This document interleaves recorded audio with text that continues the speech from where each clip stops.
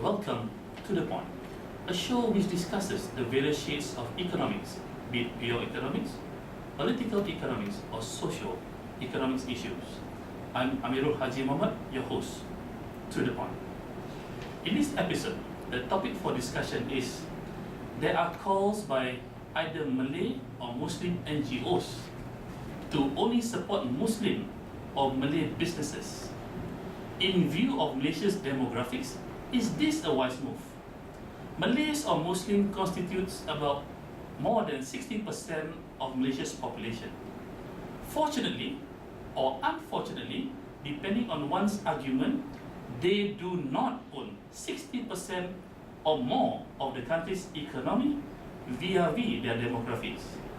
In this episode, To The Point will try to crystallize the concerns of Malay and Muslim NGOs who seem to be really concerned about their losing their grip on their own homeland's economy. Considering Malaysia's demographics, is such a move a wise move? What is the best way forward for all stakeholders? Is it supporting ethnic or religion-based businesses? Supporting all businesses regardless? Or patronize ethical businesses? With us to discuss the topic today is, on my left, Sheikh Abdul Karim Kadai from Persatuan Pengguna Islam Malaysia, otherwise known as Malaysian Muslim Consumers Association, and on his left, Saudara Razi Sabi'i, President of HIKMAH, a Malay Muslim NGO and also author of a few books.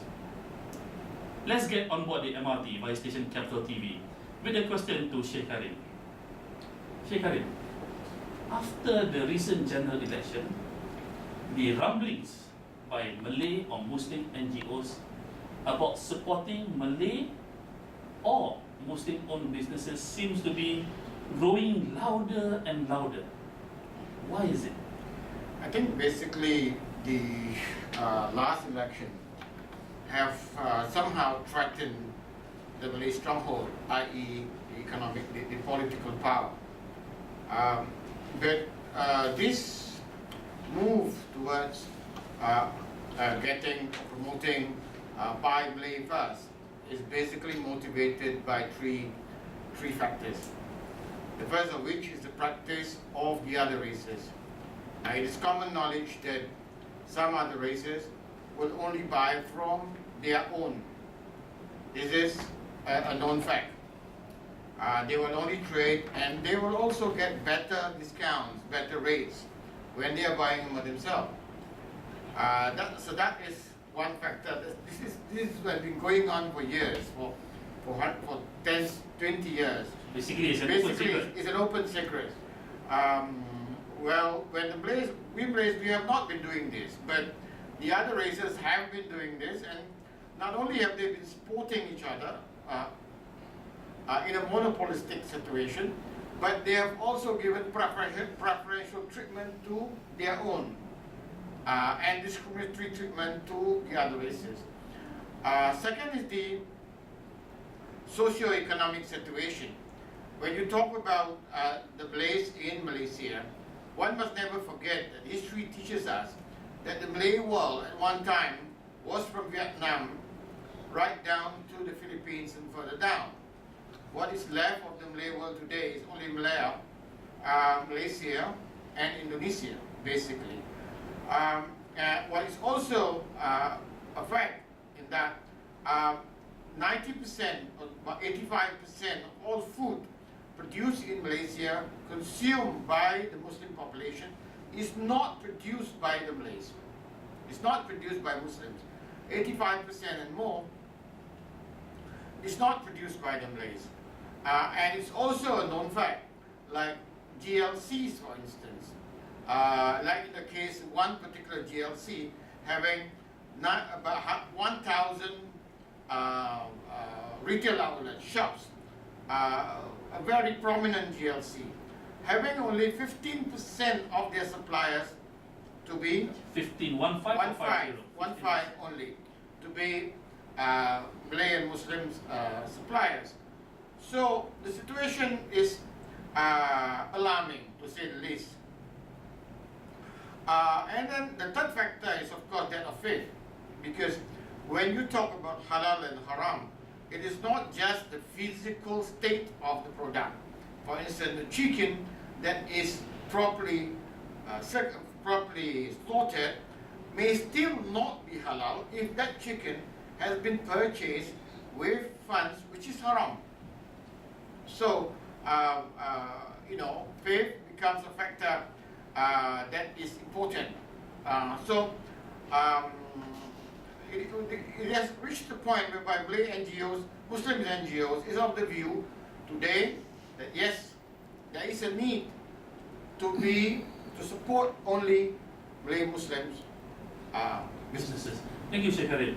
Saudara Razi, Sheikh Karim have managed to crystallize the concerns.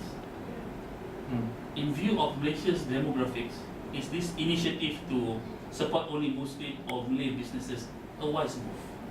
Actually, if you look back at the figure, as you have said, that more than 60% of the population of Malaysia are Muslims and Malays, compared to say about 20, probably max to 23% Chinese. But imagine that when you say that 85%, that's a figure mentioned by Sheikh Karim, of the food supply are actually supplied by the non-Muslims. Okay. In general, I think that the Malays are quite open in that as long as something is considered halal and there is no problem with that, they don't really bother about where it comes from. But the recent concern is more because I think the non-Malays has been quite arrogant actually. Quite arrogant in that if you look at the political development, at one time people used to be quite comfortable that the Malays hold the political power and the administration of the country, where also let the other races take care of the business. We have no problem with that.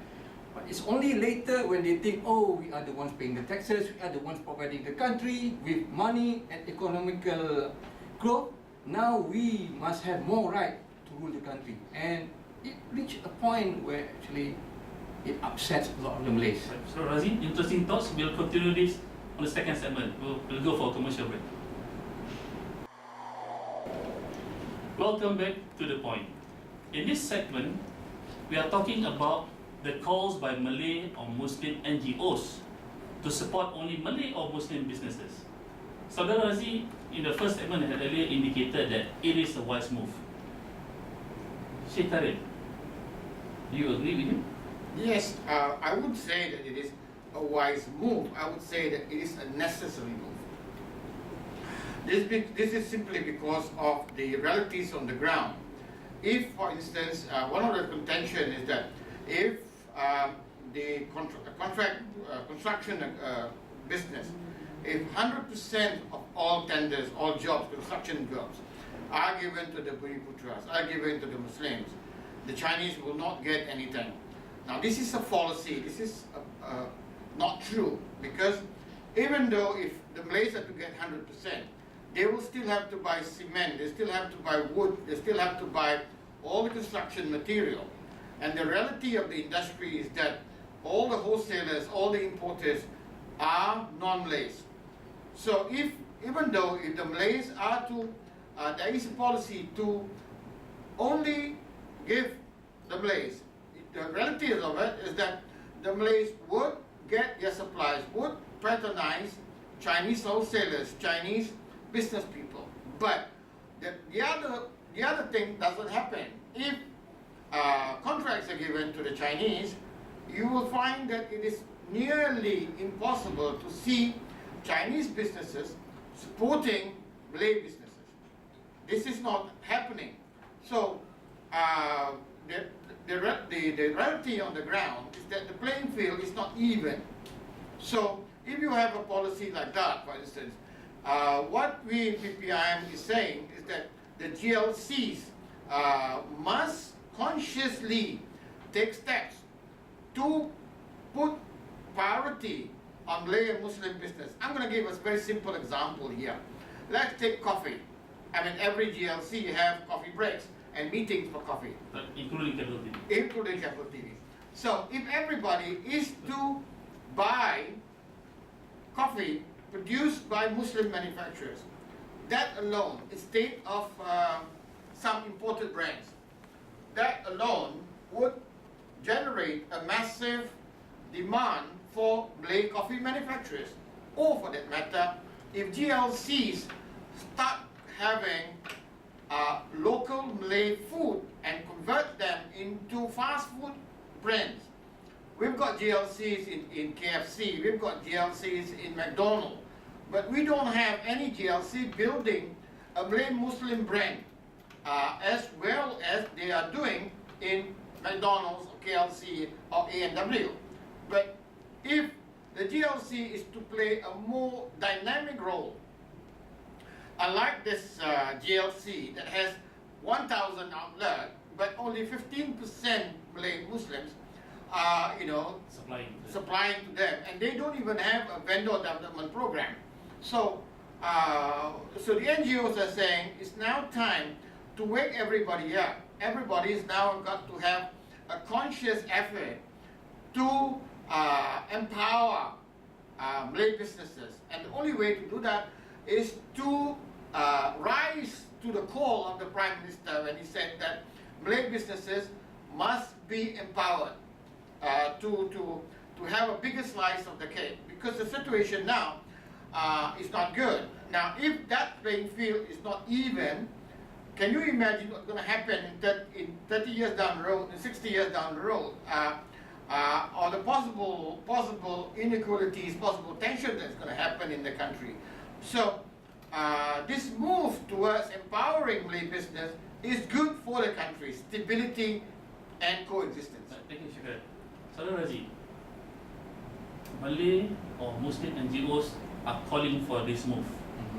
Is it just a call now, or is there any action, or is it something that is happening as we speak? It is something happening as we speak. I noticed there has been this call very conscious after the last PRU, which is the last election in May. Okay, but then again, it's not just about the election or after election. Actually, there is a precedent to this. I think if you notice, it was early last year or something. There is this Gardenia Massimo case. Remember?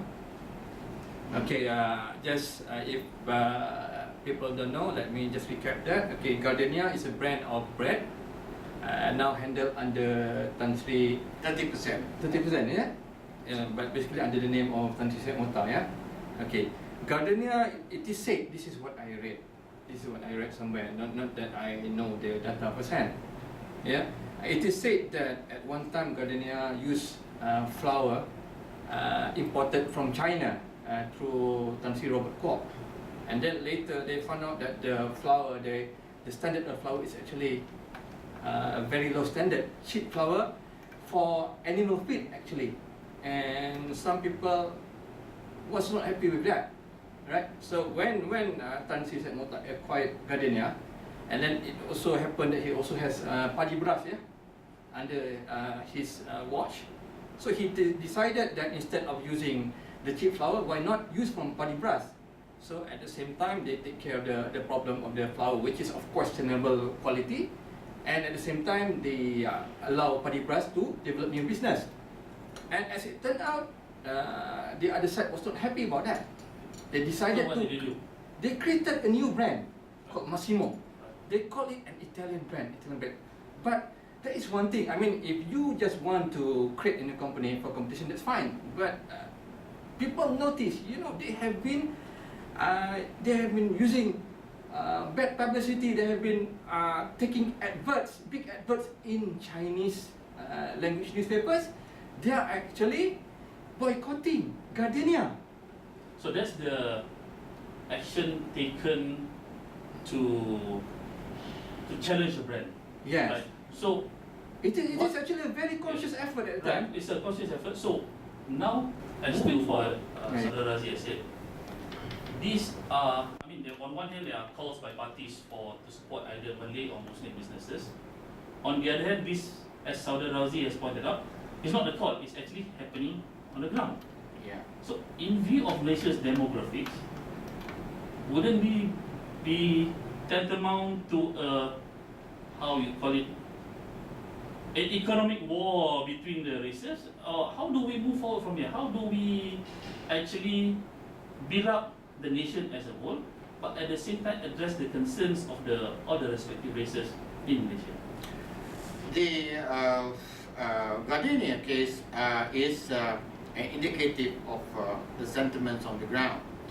When Tan Sri Syed Mukhtar purchased 30% equity into Gardenia, and sees there was an internet attack on Gardenia, and a lot of claims like the flour industry is owned by Tan Sri Mukhtar, it is his for the taking, etc., etc. So there was a massive internet campaign. But what has happened as far as Gardenia is concerned, that we in PPM, we've received countless of reports that a lot of shops, Chinese shops, are putting Gardenia bread far down the road, far down in the display channel. So there is a move to discriminate, and it really shows the kind of attitude that's present on the ground. But we have a population of about 60% which is Malay Muslim, indicating that the Malay Muslim community is the purchasing power, is the serious purchasing power of the nation. We are the consumers, and these consumers must be duly respected.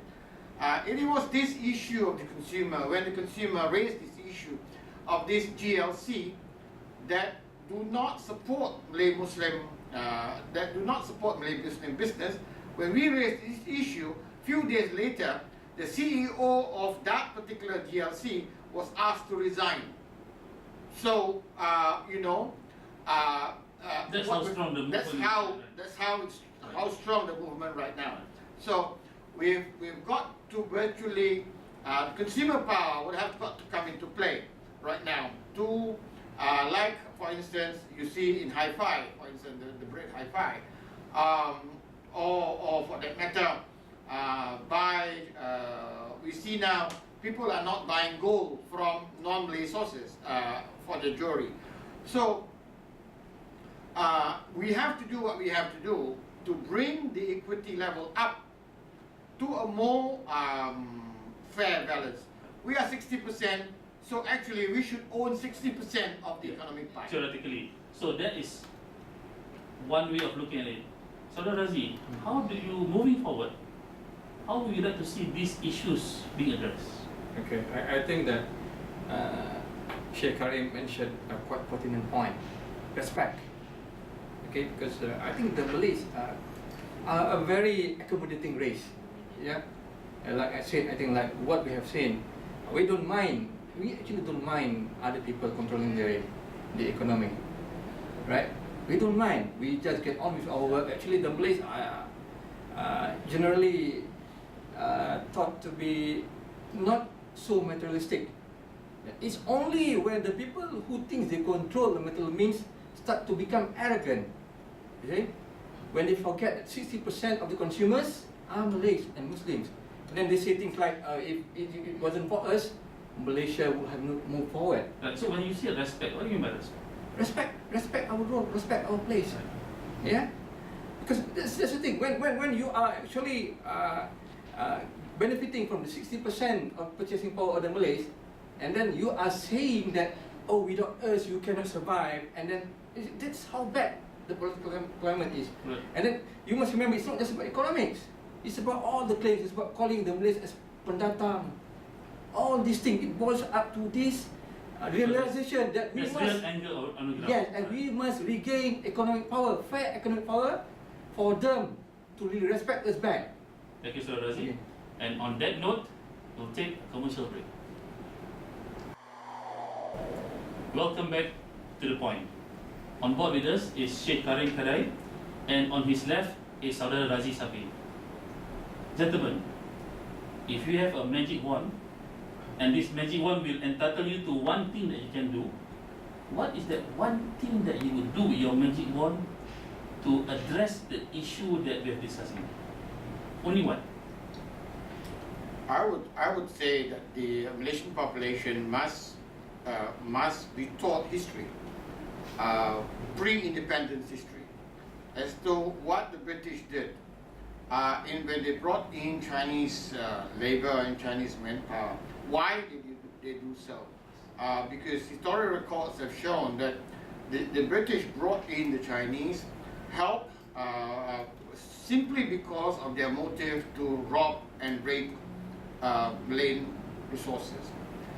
They would not have used Malay workforce, and the Chinese had a lot of advantage, a lot of education, a lot of they were far ahead, whereas the Malays, British policies, the Malays were left behind. So that is the history. That is what made us, the Malays being the inhabitants of this country, were disadvantaged by the British policy, and that disadvantage has caused what we have today. So in order to even the situation, we've got to have some policies which would make sure that the playing field is even. So basically is to re-look back at our history. Yes. Right. Saudara Razi, I'm giving you the same one. Magic one. Yes. Okay. What would you do? Only one thing. Only one thing. Yes. I think I'd like to make things return to the status quo during the greatness of the time of the Sultanate of Malacca. As simple as that. Okay. You see, I think a lot of people know about the history of Malacca. Okay, it's not a closed society. It's in fact a very international society. Okay, but the Malays are in control without putting down other races. People can come in. We accept that there is a level of respect for the Malay civilization. I think everybody got their fair share of things, and everybody was happy at the time during the height of the Sultanate. There's probably a time when the civilization was going down. That's a different story, but I'm talking about the time when everything was So we take hunky-dory. Yeah, that's it. Return to that. Right. Unfortunately, time is envious of our discourse. And gentlemen, in about 1.5 to 2 minutes, can you give your thoughts on the topic or impart your words of wisdom to the viewers of Capital TV? Well, the realities in ASEAN is that Malaysia and Indonesia is very much controlled by the Malays. These two countries are basically very peaceful. The same cannot be said of Thailand, the same cannot be said of Myanmar, the same cannot be said of Philippines. In Philippines, Myanmar and Thailand, you have slaughterings going on of the Muslim population. But you don't have slaughtering of the non-Muslims in Indonesia or in Malaysia. So the Malay Muslims have proven to be people who are very fair, people who look after races, people who respect other races. So my last call would be to all people of Malaysia to be rest assured that the Malay Muslims have proven that we are fair and we are good administrators. Thank you, Mr. Karim. Saudara Razi, your words of wisdom to the viewers of Capital TV. I think it's returning back to the real values of Islam. See, here in Malaysia we have Malays, Muslims are practically the same thing. Yeah. Okay. When somebody practices the right teaching of Islam, they will be fair to other races. There is no discrimination in true Islam. So if we return to that teaching, inshallah, everything will be fine. Right. Thank you, Saudara Razi. And on that note, in this special Raya Haji episode, To The Point would like to take this opportunity to wish the viewers of Capital TV Selamat Hari Raya Haji. Syekh Karim? Don't forget the fast of Arafah. Right. Saudara Razi? Inshallah, may everyone manage to sacrifice their inner self for the sake of God and achieve the right benefit of Islam. Inshallah. Thank you. Tune in again next week to another episode of To The Point.